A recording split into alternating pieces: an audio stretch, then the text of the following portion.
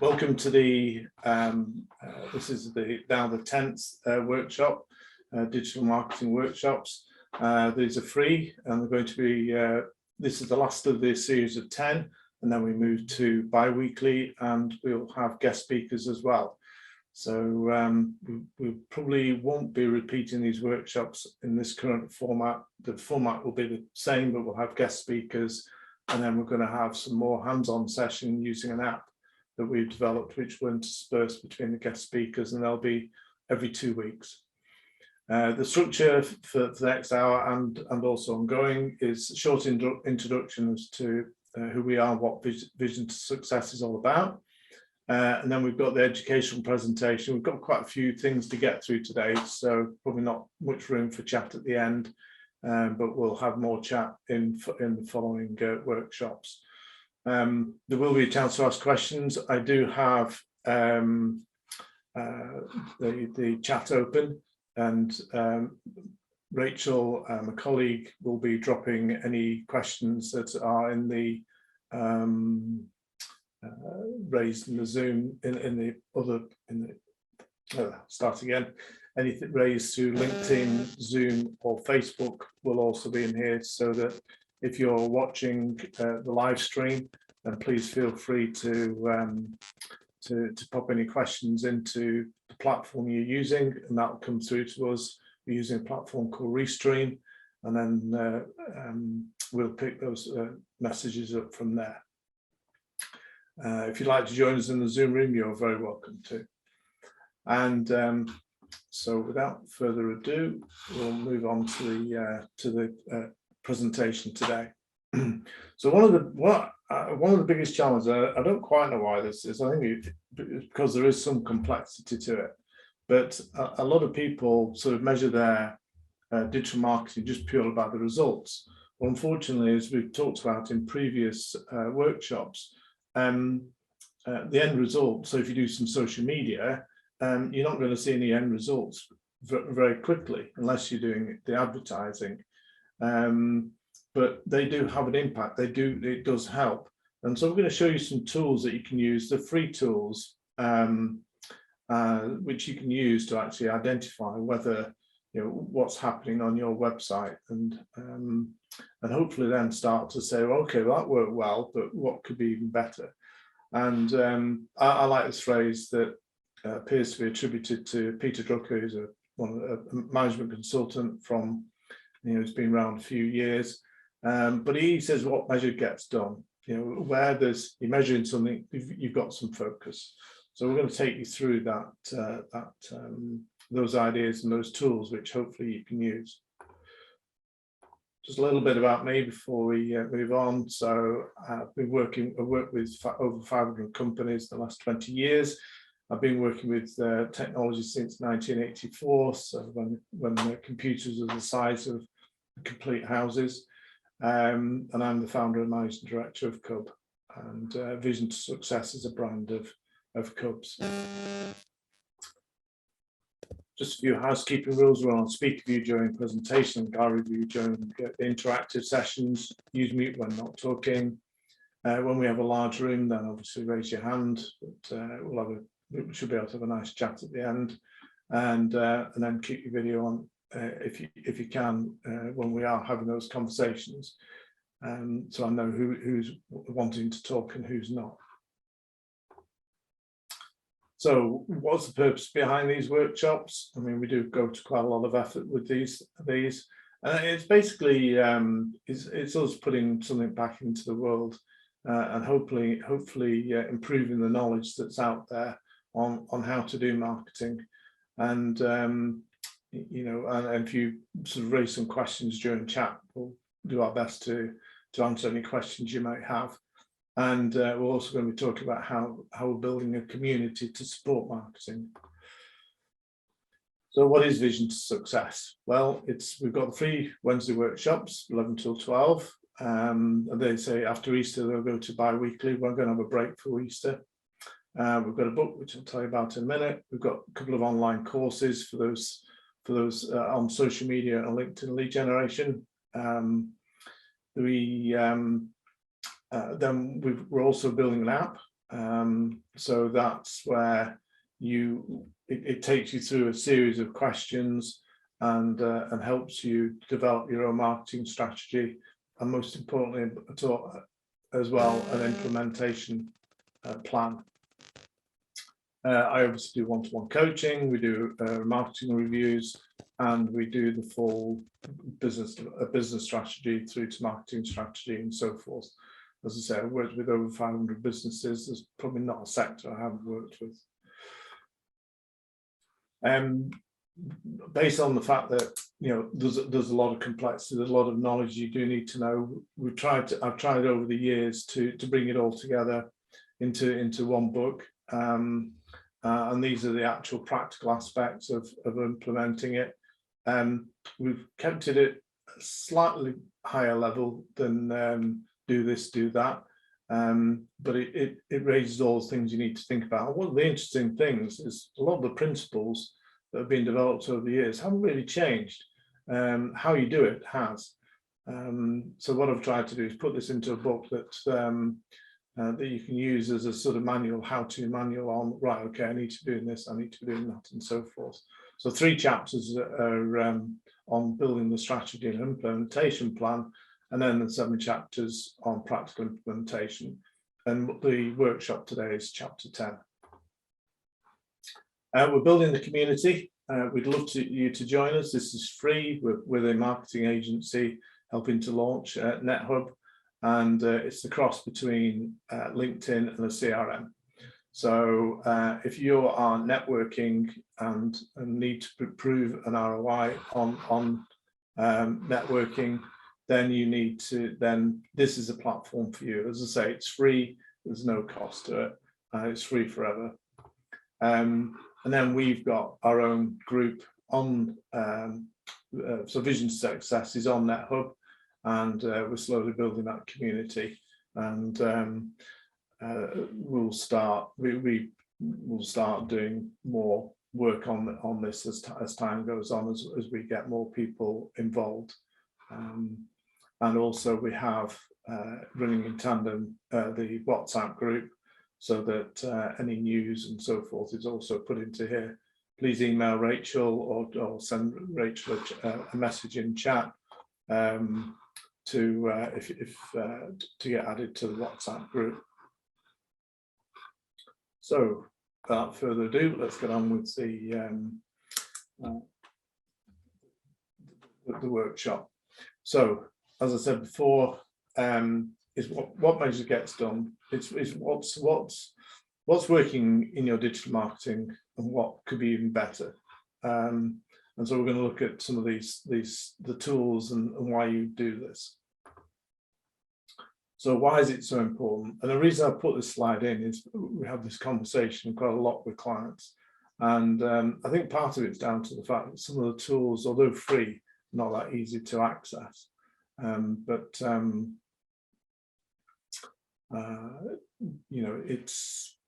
it's something that has to be done, because otherwise, people spend thousands and thousands on digital marketing. If they don't know what the results are going to get, then the sort of working in the dark. So what's why measure? Well, you need to clearly know what's working. You also need to know what's not working, and therefore out of that you'll have a gap of opportunities for improvement. And with various tools you can look at how users interact with you, and we'll be looking at heat maps and so forth later on.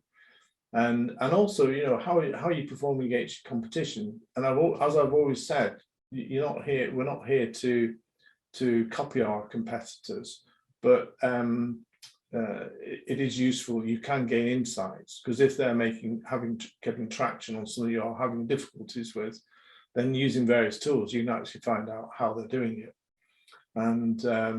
And also, one of the biggest problems in any business is, especially when you start to get to any size, is where are you leaking potential sales? If you've not got a watertight sales funnel, sales process, then you will forget to call people gap, you'll forget to do a quote, you'll forget so forth. And so all this work is put into getting people there, and then you don't do anything with it. I mean, one of the classics is exhibitions. People spend thousands going to an exhibition. I know there's not digital marketing, but as an example. And then I'll say, oh, well, you know, how have you followed up your leads? How have you done? Oh, no, we haven't had a chance. What do you mean? You spent thousands going to an exhibition and you've not then followed up? So it's making sure that what money you do spend is spent in the right place. But then when you do generate inquiries, you actually work and convert as many as those into clients. And it may seem really obvious, but it's surprising how many organizations leak inquiries and never get developed. So for sustainable growth, you need a company dashboard. But then, you know, what things do you need to measure? So that's the hardest thing, because there are thousands and thousands of things you could measure. But at the end of the day, which ones are actually going to make a difference to your business? Because you only have so many hours in a day. So some measurement fundamentals. Whenever you do something, there's always a start to the process. There's some input information, something that happens to that information, and then there's an output. And then the idea is you then measure it so that you can then improve on the inputs. So if you think about Facebook ads, you decide, yes, we've got a product to promote. So we're going to run a Facebook ad. So therefore you've got the ad design, you've got the copy, you've got the message, you've got the links. You might put a thing called a pixel, Facebook pixel on your website. So that people go onto your website and then they go back onto Facebook, but lo and behold, your advert appears in their stream. So the Facebook ad then displays to the audience, and the audience click on the ad and buy, hopefully. And then there's a whole range of tools in the Facebook ad system for actually checking, you know, what worked and what didn't work. And when we're ever running Facebook ads, Rachel runs quite a few of the campaigns. She's always having to go back, tweak it, change the ad, change the words, change the audience, and so forth, until we get the right results for the client. And then that's the process. So hopefully that makes sense to folk. You've hopefully seen this diagram before if you've been to my previous workshops. So this is a typical digital marketing ecosystem. Now, I showed one of these to a client where I'm helping them with the strategy the other day, and she didn't particularly understand it because she preferred to see actions and so forth. So one of the things our app does is we enter the information and it produces the actions and so forth. But I quite like it, but I have an engineering background, and so my brain's wired this way. So if we just quickly start at the top, you've got your marketing objectives, you then produce a content plan. The content plan is turned into articles, images, and so forth. And so, and then you've got, these go onto the website, or you might have an online store where you've got Google Shopping. So you put your products on the store, and that connects with Google Shopping, which then pushes that out onto Google itself. You may use optimization techniques so that if you've got keywords or keyword phrases that we've discussed in how to get at the top of Google, those will then, you can measure their effectiveness. And then as we talked about Facebook, Instagram ads, or you may be using TV or radio ads and so forth. And then one of the effective ways to drive traffic on an online store, especially if you've got an email database, is to send out discount and coupon codes. I buy products from My Protein and bulk powders, and they regularly send those out, and bulk have managed to keep me as a customer. There are other things out there, but I know that if I wait a little while, I'll get a coupon and I'll be able to use it. And one of the biggest ways to increase sales on an online shop by about 5-7% is through an abandoned carts emails, and so forth. And so you establish what your system is. What is the workflow? What is your playbook, as the Americans call it? as to how you drive people through your funnel. And if you draw one of these, we use a thing called Creately to do this, and it's free for 60 items. So something like this would be free to do on that system, creately.com. And for those of you who are able to work like this, and I appreciate this is not for everybody, but it is quite a powerful way of capturing everything on one page. Okay, a bit of science behind performance measurement. So a lead indicator is something that is at the start of the process, things that will drive performance. And then you've got what were outcomes needed. So for example, we've got, sort of, if there's interaction on social media with likes, comments, shares, generally there will be some conversions to an inquiry. If you send an email out and you've got an open rate of, and we talked about email last week, got an email open rate of about 20%, and the click-through of between 2 and 5%, then you're doing all right. And then it may be, if you want more sales, you've actually just increased the number of emails you send out. Website visitors, the more visitors you get, generally, the more inquiries or sales you'll get. It was interesting. I'm a canoe instructor, and I'm blessed with the job of looking after their website, and I decided to put web chat on it. I can't believe the number of inquiries that we've now got just by putting web chat on it. So, we have web chat on all our systems, and we and there are various ways of doing it. We did talk about this about when on the workshop about managing your website. But the more of those you get, the more of these you'll get. And the thing is, there are other lag indicators after that.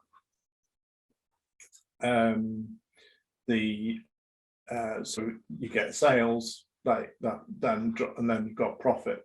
So you can go. There are slower lag indicators. So hopefully that kind of makes sense. So you need some indicators that give you an indication of what's going to happen, and the lag ones are the results of this activity. Go back to our friend, the marketing funnel. So here we've got social media at the top, dropping through to web chats, email capture, maybe LinkedIn conversations for engagement, then hopefully a customer and order. So you need to be measuring activities. So these are up here are the lead indicators. How many times your videos have been viewed, how many subscriptions to YouTube, how many likes, and so forth. That then drops into visitors to the website, hopefully, and then hopefully getting involved in chat and email conversations. And then you might have other LinkedIn or email conversations, or you might pick up the phone, you might have a Zoom meeting, might be a workshop, and then hopefully, so as you work through these, you'll see the conversion ratios. How many video likes, for example, do you need to get website visitors? How many website visitors do you need to get conversations of some kind? And then how many of those to get the inquiry? And there's I've got to do some research, so it's not on a slide, but I have a feeling that in the old days we used to send a traditional mail shot, where you actually put things in envelopes and sent things out. Quaint idea now when you think about it, but 1 or 2% of people would respond. Well, those stats still apply, whether it's digital marketing as well. Most closely seen with email, but also in visitors to websites. So we need to set some objectives when developing a performance indicator. They need to be specific. You need to be able to easily measure them without damaging the process. Attributable, assignable, accepted by those who have to do it. Is it realistic, and can it be done in a time, if you've got a limited time frame? So in terms of, say, growing a business, quite often we work in 3 month tranches. So we're launching NetHub, for example, and that's on a 3-month campaign. And then we'll have a big review session towards the end of that 3 months, what worked, what didn't work, and then adjust the campaigns and budgets going forward. So when we determine a metric, we need to have a vision. What is it we're trying to achieve? What is the objective? Something that's time limited. What are we going to measure it? And what does success look like? So we have a little bit of a template here. So these are the different stages of the funnel: awareness, acquisition, engagement, conversion, and retention. And then so at the awareness stage, what's our vision? What we're going to achieve. We've got an example next, so that I'll move on to that slide. And you can see you can build up a matrix of where they are in the funnel, and how you're going to define and measure those objectives. So we move on to an example which is a bit easier to see. So, for example, if you're a business, service-based business, you might want to be seen as the expert in that. Or if you're selling, products, you might want to be seen as the go-to place for whatever your product is. So at awareness stage, it might be you want to grow the website, because at the end of the day, that's where the conversions take place. It's a bit on the web that you actually own and control. And so you might want to grow the website visits by 50%. So you can measure total website visitors, and we'll show you how to do that in a minute. If you're an e-commerce platform, you might be looking at something like 5,000 visitors a month. This will probably equate to about 50 to 100 sales a month. The stats are quite appalling as to how many visitors you get to what actually converts. Then in attraction stage, you want prospective customers' time or spend viewing your online content. So you might look at increasing visitor time on the website. And so you might put a video on there, for example, which does that. That then, there's a thing called bounce rate. Sorry, my voice is going. The bounce rate is where where somebody comes into the website, reads maybe a blog, but then goes straight back. The idea is you want them to stay on the website and then go somewhere else. So in any of your products and articles and things, you're always looking at tools and techniques. For example, if you're selling a product, we've got William here who sells high quality wine. It could be that sort of people who bought this buy this, so that we'll go, oh right, okay, and they'll look at another product. Amazon, any online shop does that kind of thing, and that significantly reduces your bounce rate. If your bounce rate's low, Google likes your site. It's one of the factors that affects your search engine optimization, whether you get found or not. If you can get a bounce rate of less than 50%, that's brilliant. Anything between 50 and 75 is okay. Anything above 75, you have problems. So engagement, you might say the majority of leads need to be generated by digital. So you might use email marketing to increase the number of email signups per month. So it could be that you then, that's what you measure, and you set a target of 20 signups. Now on conversion, you might have number of direct sales per inquiry. So you then have to track sales based on a ratio of sales to inquiries. This one's a really important, it's a conversion stat. So for example, if you are selling face-to-face, for example, and your conversion ratios are less than 1 in 5, then you're doing something wrong. A business owner typically will achieve 1 in 3 if everything's working well with it. It's proven product and so or service and so forth. If you're doing lots of tenders, that's where your ratio will drop to 1 in 10, and that's why sort of bidding for things all the time, unless you're an expert at it and you've got it and you manage it, you're better off doing a slightly different approach. And then retention. there's no point going to all this hard work getting a customer and then kind of losing them. So that's important. So you need to find ways of measuring the performance of the digital assets. Each platform does have its own statistics, which does make life challenging. You have to be a very large agency, a lot bigger than we are, if you're going to use a system. So quite a lot of people do have to use spreadsheets.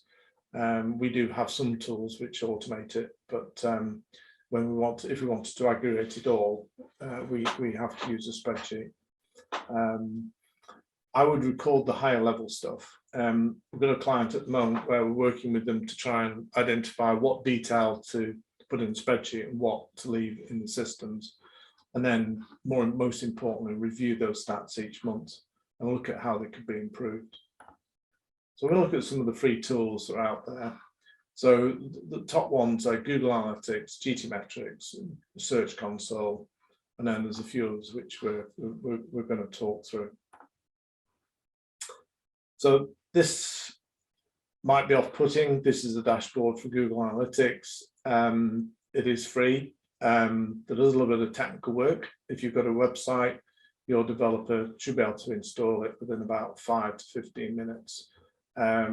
It's going to give you, so this is where these are the analytics that's actually on your site, on your website. We're going to talk about the stats that come into your website, because Google has a separate tool for that. They used to be combined and then caused a lot of confusion when they removed it. And in true Google style, they kind of did it over a period of time. So it was quite frustrating to watch them build Search Console. And we've just had notice that in either June or July next year, they're going to scrap the this version of Google Analytics, and everybody's got to move to the new GA4. This is GA3, the universal one. You can still set sites up using it, and to be honest, you have to, because the GA4 is just not ready. I have no idea why they've decided that this is going to die in 12 months, because the new system is not that easy to use. So if you are setting up, ask your developer to set it up using the universal Google Analytics universal analytics for the time being, and then you can switch over to, and you can run both together, and is to run the second one in parallel. So Google Analytics, just going back, you can see the website visitors. This is done over 90 days. So you can see the blue line and below, the dotted one, that's last year's, and this is this year's. It drops to 0 because the depends when I've taken that screenshot, because it might be that week it's not got enough data in it yet. But generally, you can sort of see that we've increased. Our website's a bit like the car mechanic's car at the moment. It's in desperate need of an update, and but we've got too much client work on, so that takes precedent. But you can see where your inquiries are coming from. So if you think, oh, get lots of visitors, and you look on here and you only sell in the UK, then you've got a problem. We've been around a long time, so we get a lot of traffic from around the world. So although our stats can look quite good, and in fact, they're not that useful. And you also get a view of time of day as well. This is made more complex because of different countries coming out at different times. You can look at the pages, the most popular pages. So I wrote an article in 2016 about challenges faced by small to medium-sized businesses. It still does well. I keep updating it because obviously we've got one or two challenges on at the moment. And you can set goals, which we haven't set, but you can also see how people are staying on the website and so forth. So this is an essential tool. What I quite like about this one is you can see how traffic goes through the site. So it's called behavior flow in it, and you can click on it and you can look at which pages are working hard and which aren't, and what happens after those pages. So this page here, actually, it does generate quite a few links to other pages, Whereas this one, which gets the bulk, which is the home page, gets nothing. And this is one of the reasons why, although our site, is very acceptable, we have more work to do because people are using websites differently. You can see this one here is getting a lot of traffic, but it's not passing it on. There's only this site page here that we need that's doing the work. So there's a thing called GT metrics. C to A is good.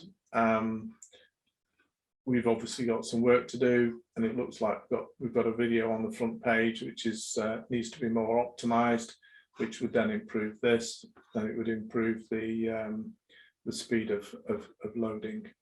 But it does tell you, and if you don't know what all this means, you can just give it to your developer and say, hey, look, I think we've got some issues. Can we talk about it? What would be the most cost effective to work on? And a lot of the time it's images and videos that cause the problem. Google Search Console. So Google actually now tells you what it's sending you. So you can see here, these are the number of clicks and something that's happened there. I used to know what that was. Is around about April last year. But you can sort of see that impressions are going up, but we have got an issue. We've got a divergence there. The sort of number of clicks, it was in relation to increasing performance, but something's happened there. Probably what it does do, what Google Search Console does, which is a bit annoying, is that it records whether you've had an impression in the last 50. And what this is showing is that probably our position in the search engines has dropped over that time period. And it'll also tell you what your click-through rate is. That's how many times your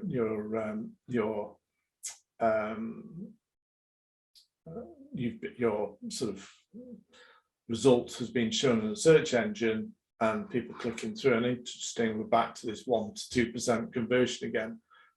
It's quite incredible.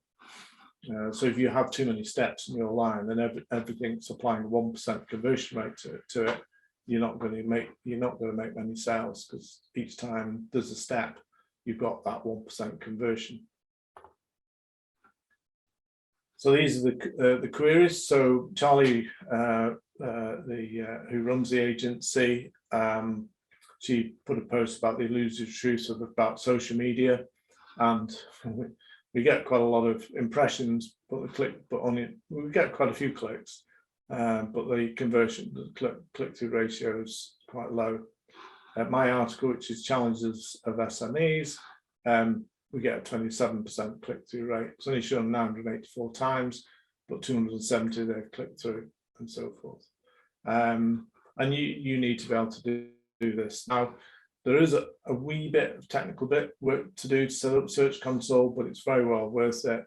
And it's one of the easier tools to use. And it gives you a real indication of how people are actually getting to your site. So if your top product isn't in this list, then you need to look at as to why it's not being found by Google.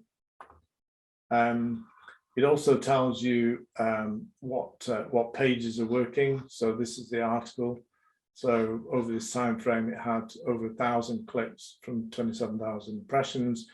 Ratio dropped because there's a number of keywords driving to it, so it's down to 4.3%, which is still good, to be honest. There's a PDF sitting on our drive, which gets 17%, but an average position of 10. The elusive truth does quite well with an average position of 7.5, and you think, well, these are rubbish. How is it getting all this traffic?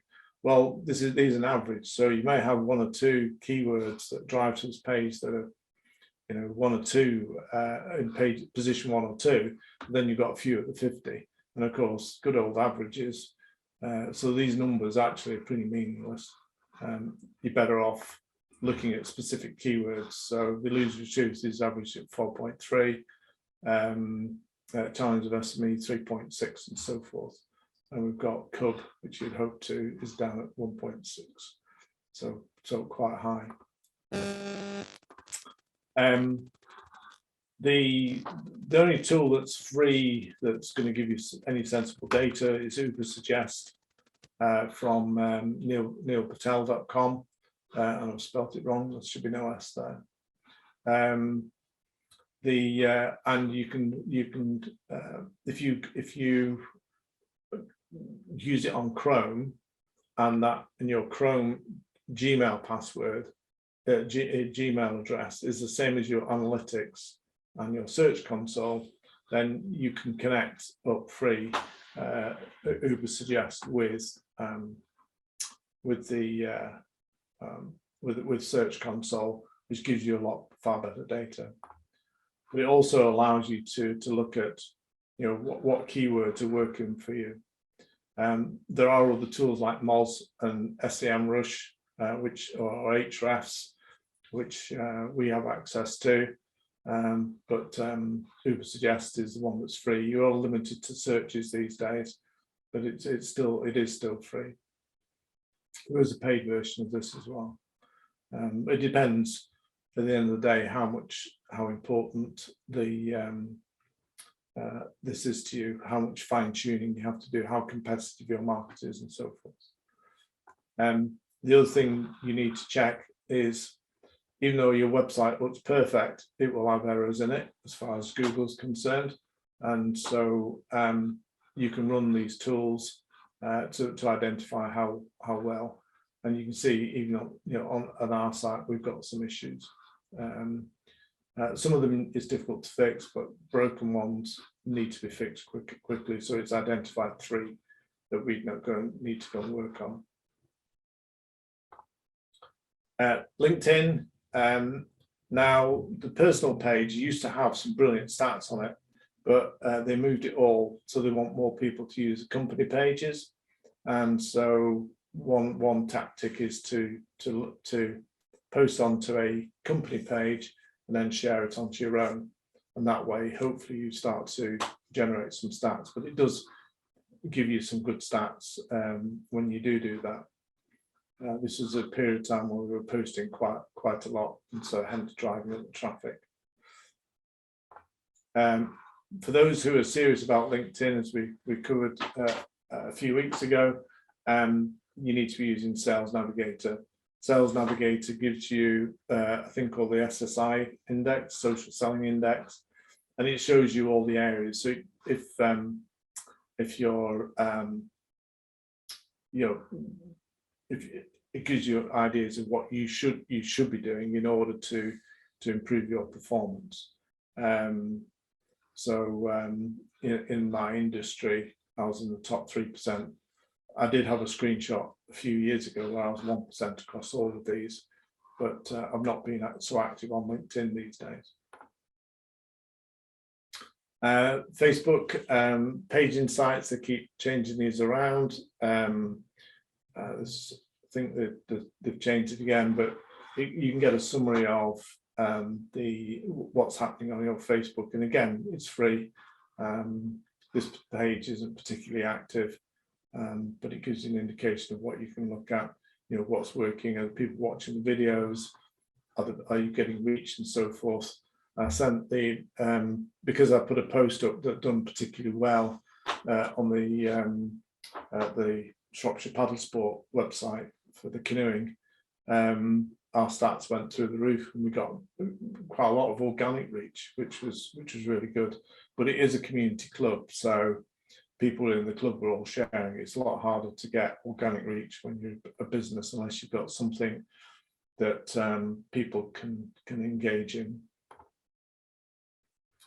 So if you look into your Facebook, it will tell you how each of your posts have done. When I did one for the Shropshire one, one of these posts had done really, really well, and it was quite a boost to the likes and so forth on the page, so that more people, when you post something on it, more people will then see it. The days have gone where we used to run competitions and so forth to create a Facebook audience. These days, you're stuck with Facebook advertising. You can look at the competition. So Social Chain, which is now quite famous with Steve Bartlett. So I've sort of matched us, but you can sort of see I mean, they're £100 million, hundreds of £1 million organisations, so you'd expect them to do better than where it's just part of our part of what we do. Instagram has got a bunch of insights, and again, you can look at what's working and what's not.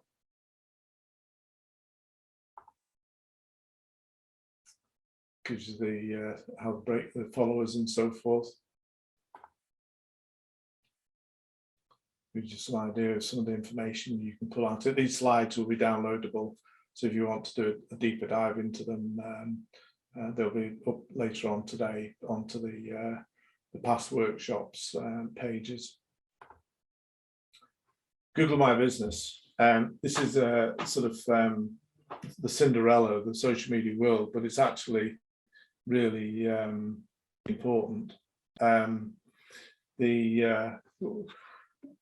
Just by putting photos on here, you can vastly increase your the site. We did talk about this in the social media section, so I don't have time to go through it again. But if you are able to access your Google My Business, then I would certainly do so and check and regularly check the stats. Google, if everything's set up correctly, will send you a report each month. So I get a report from all the sites that we are hooked into. It's interesting seeing the actual volume of views that these get.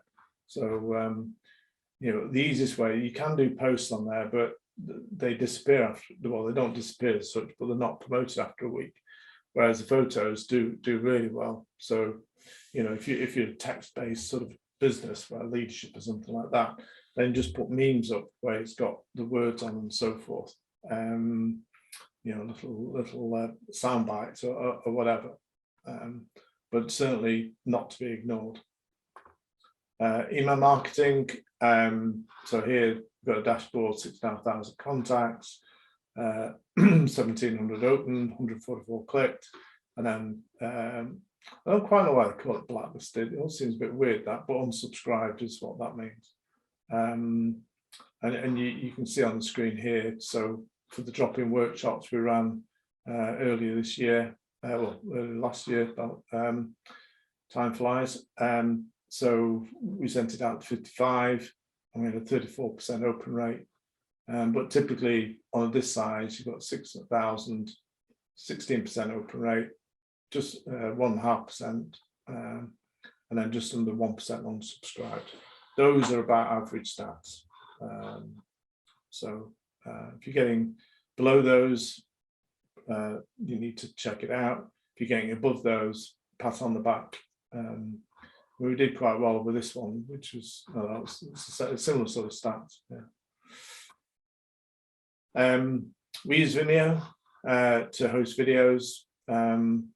It's a nice platform. It's a bit easier to control than YouTube, although YouTube is obviously the biggest search engine. Paid for tools, we use a thing called Megalithic, and I'm just going to skip that. And you can sort of see, I like it because it's very visual. It connects up with Google Analytics and Google Search. It also connects with quite a few other things as well. But we tend to use this as the automatic reporting for clients, rather than them having to delve into Google Analytics, which is a bit of a minefield. We can then send them this on a weekly basis. And I checked everybody's stats Monday morning when these things come through. We use a thing called SEMrush, so we can look at it automatically does site audits, position tracking. We can do backlink audits. That's becoming more important as rogue websites connect to you. They may be toxic because they've got bad reputations. We sometimes do link building, although that is not something we prefer to do because it's so difficult, very difficult to give an ROI. You can set up a brand monitoring and so forth. So this is a paid for tool. It's £250 a month. So you need to be using it a lot to make it worthwhile. For beginners, we recommend Buffer for sending out information, but for our clients where they want more detailed stats and they don't really want to delve into the platform stats, then we use Hootsuite. Hootsuite's got a lot of information on it. You can see what's happening, what's happened when, and so forth. And you can look at which posts work well and which posts needs more work. So we found Hootsuite super useful. And again, some more stats from Hootsuite. Again, this is similar to the Facebook, which posts worked, which didn't, so forth. Where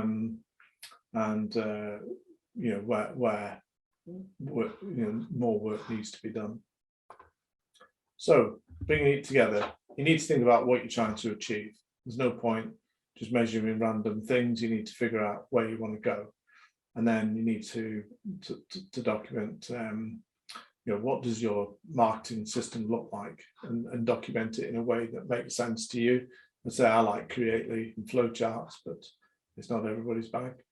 And then from that, what are the measures that's going to help you achieve your goals? What are the lead indicators you need to measure? Is it website visitors, open rate on email, things like that?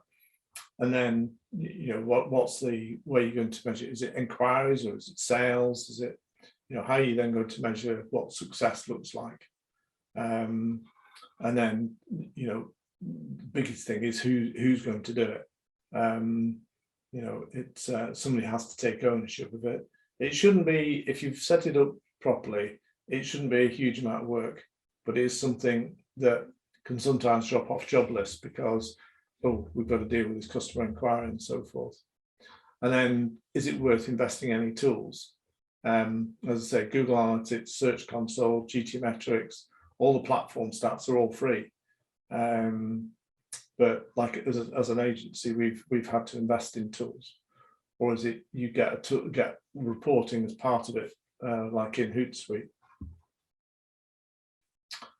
So that brings them to me talking. So let's see how's everybody getting on. Start with you, William. What because I know you and I are having a sort of bit of a chat to see how we can get some stats for your platform, because I think you've got to do Search Console yet.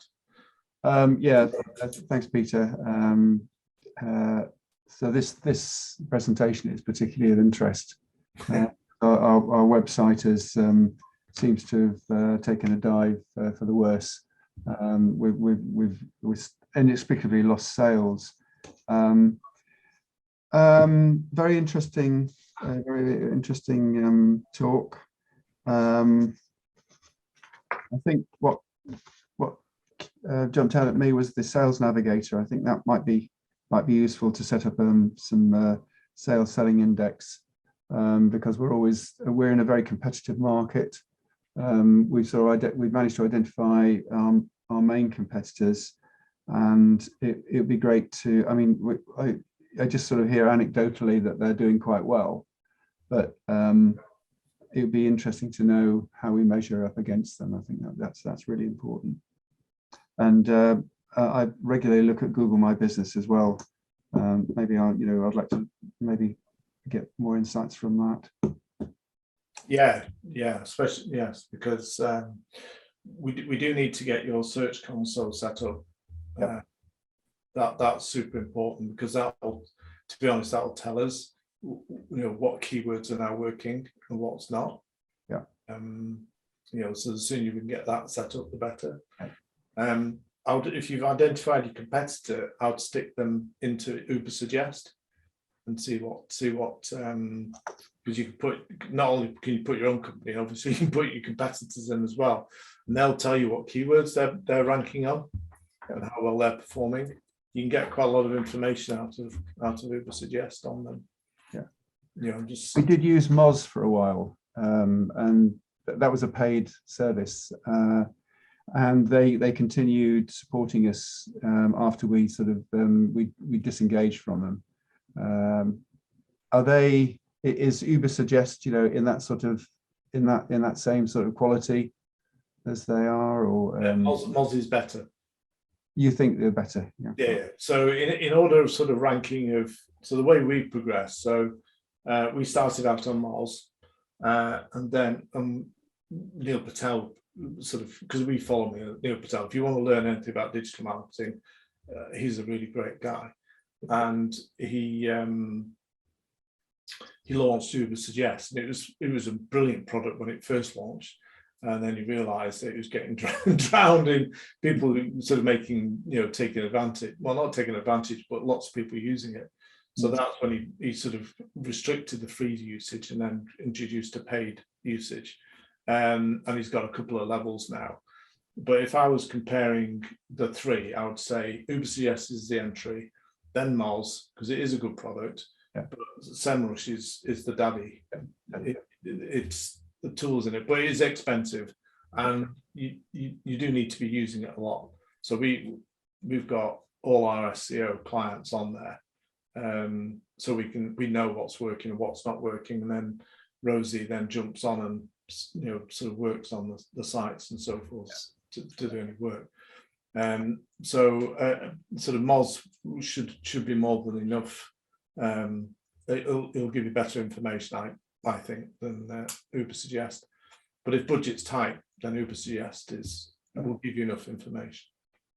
Yeah, that's fine. And it's just a question of getting a really tight routine, every day to look at that. And that's what I think we're lacking at the moment. We need to allocate some time to do that every day. Yeah, I would have a real go at analysing your competitors. What is it they're doing you're not doing? And can you do some of the stuff that they're doing? Not necessarily to copy them, but to use that knowledge to improve what you're doing. Yeah. Catherine, anything useful out of today? Yeah, thanks. Thanks, Peter. I really like the flowchart, going back to the beginning, looking at it's almost like looking at the objectives, but what is the method? What's the system? What's the methodology? How are you going to what progress are you going to make through all the different aspects of the business, or how you want to use different marketing aspects? And I can see how then you can integrate different aspects of different approaches, but also how to measure those.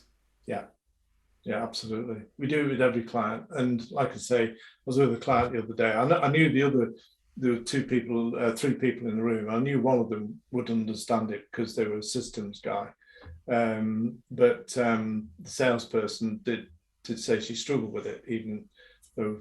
But it's a bit like when I look at a plan for a building, I can see it in 3D, whereas a lot of people go, what does this mean? So it's trying to find tools that make sense to you as an individual. Yeah. So anything you're going to take away?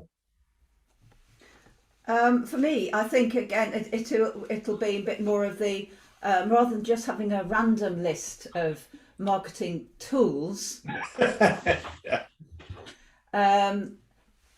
More the sense of that sense of trying to, what would I like to achieve and how can I do that? But I'm definitely more process oriented, and then from that working out how do I know I'm getting there, because you can identify the measures, you can identify your measures of success on the way. Yeah, brilliant. Thanks very much. Mike Roberts, you sometimes say things is anything you wanted to say?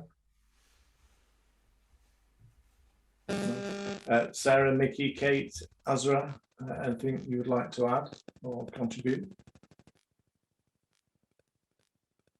No? Okay, well, the slides and the recordings will all be posted later on today, so obviously you can welcome to download them and review them. The transcript will be up probably early next week. We're going to take a break now to the 27th of April, and I'm pleased to say we've now got a top branding company There are about it's 10 of them in the company. They deal with some of the larger brands, but they also do work with smaller companies as well. And so it's Laura Weldon from Studio LWD, sorry, and looking forward to Laura giving us a presentation and ideas on how you can do branding, because in order to stand out, you need a good brand. And so yeah, so have a great Easter. I look forward to catching up with everybody in the after that. Thanks, guys. Thank you.